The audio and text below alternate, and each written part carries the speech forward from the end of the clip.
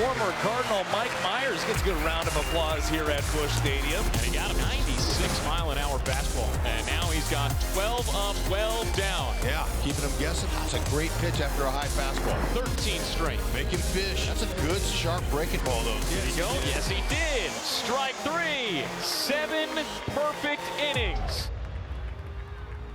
So great to see when the Royals are doing well. Coming out of the bullpen, rather. Mike Myers threw 6 scoreless innings against the Cardinals yesterday. After Josh Staumont threw a perfect first inning only until Nolan Arenado broke it up in the 8th. Mike Myers joining me now, and we appreciate you taking the time so much for doing it. Congratulations. I know you didn't quite go the distance, but what a heck of an outing for you. Obviously, Mike, when you come out of the bullpen in the 2nd inning, you're not necessarily thinking perfect game. But at what point did you realize you had something special going? Probably like the 5th or 6th. Starting still kind of new, so I was kind of going inning by inning, I guess more maybe as a reliever, that mentality. But yeah, probably in the 5th or 6th, started to figure out it was a special day. All right, what was working so well?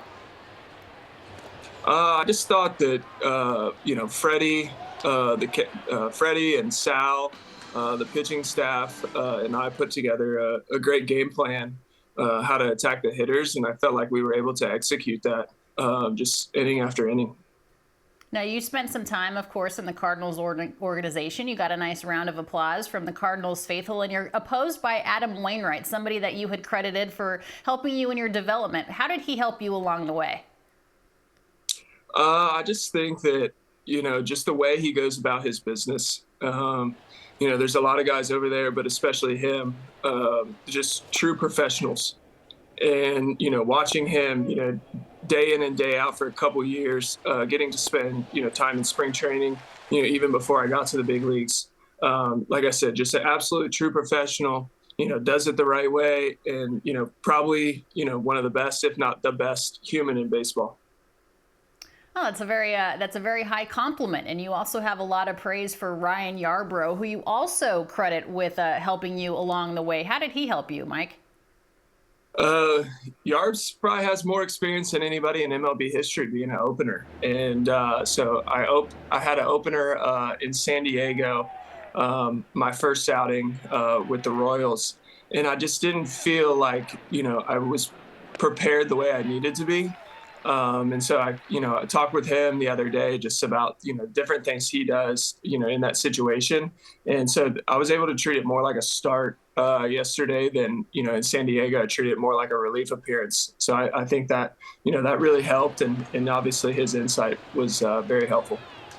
Yeah, and you end up throwing 6 scoreless innings against the Cardinals yesterday. I want to ask you, when you were reliever of the month back in 2020 in September, the cutter was all the rage for you. That's what works so well. But since that time, you've had other pitches in your repertoire to be able to compensate when the cutter wasn't having the success that you wanted. How did you evolve in terms of, having a different pitch mix? I just feel like it's kind of all part of maybe my baseball story. The cutter was there, and then kind of went away, and I would say now it's back. But just constantly learning from other guys. There's so much knowledge in this game, and I've been so fortunate to play with so many incredible hitters and pitchers.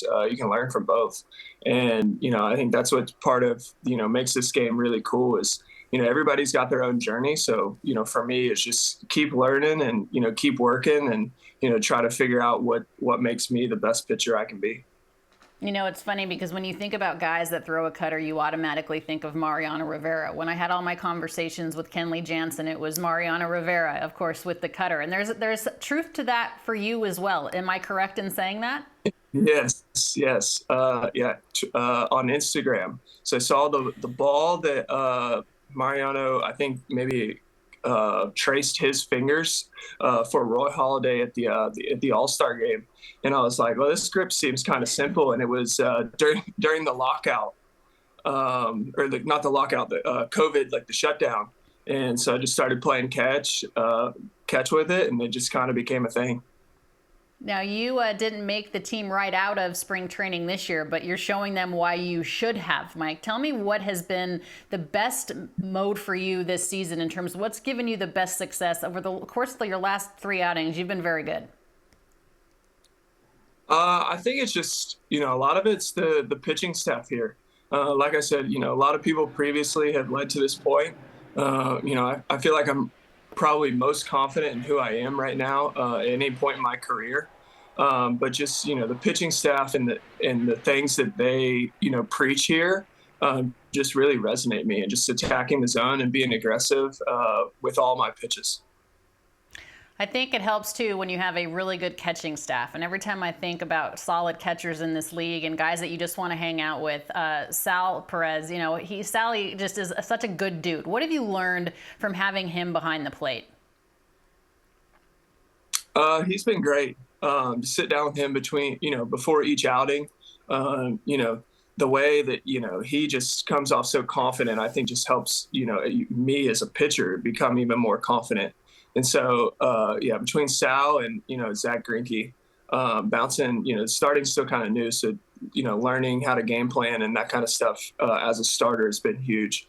But it's been a joy to get the chance to play with Sal. That guy's always happy, and, makes coming to the yard really fun. Yeah, he has the best smile in baseball. You mentioned Zach Greinke, and I had the pleasure of covering Zach when he was in the National League with the Dodgers and with the Diamondbacks a little bit. And he's just a unique individual, one who is brutally honest and one I absolutely love covering. What's it been like learning from Zach? It's been, for the last 2 weeks, I've gotten to learn from a Hall of Famer every single day. And so, anytime you have the opportunity, obviously it's just, I don't know how you compare it to anything else. And so, yeah, he is honest, but he's been great to me, and it's truly really helped me. Yeah, Zach Greinke's a great guy. I love that you think that he's going to be a Hall of Famer, certainly in the conversation. Before I let you go, you had mentioned something a couple of answers ago, that this is the most confident you've been in yourself, the most comfortable you've felt. What did it take to get you to that point? A lot of adversity, a lot of ups and downs. And, I would say, my circle of people at home, last year was tough. Coming into the year, thought I was ready, going to have a good year. And just, having, support of my wife, my family, our, close circle of friends in the off season just really kind of made me take a step back and, think about like who I really wanted to be as a baseball player. And the other thing, it just made me, I guess, realize how, what makes baseball special, and that everybody has, their own journey, and it's not maybe as, cut and dry as, some of the other sports. There's the Rich Hills and the Nestor Cortez and some of those guys that have taken, a little bit longer maybe to, figure it out than, some of the guys that were first rounders and in the big leagues at 20. Yeah, in 2016, you're making your Major League debut, and you and Josh yesterday pretty close to making some Major League Baseball history. Mike, we appreciate you taking the time to be on High Heat today. It's nice to get to know you a little bit. Best of luck the rest of the way. Thank you. Thanks for having me. It's great to have a conversation with Mike, of course, of the Kansas City Royals. Coming up here on High Heat, we are turning back time. Cal Ripken started a streak in baseball that absolutely will never be broken. We're talking about that when we come back.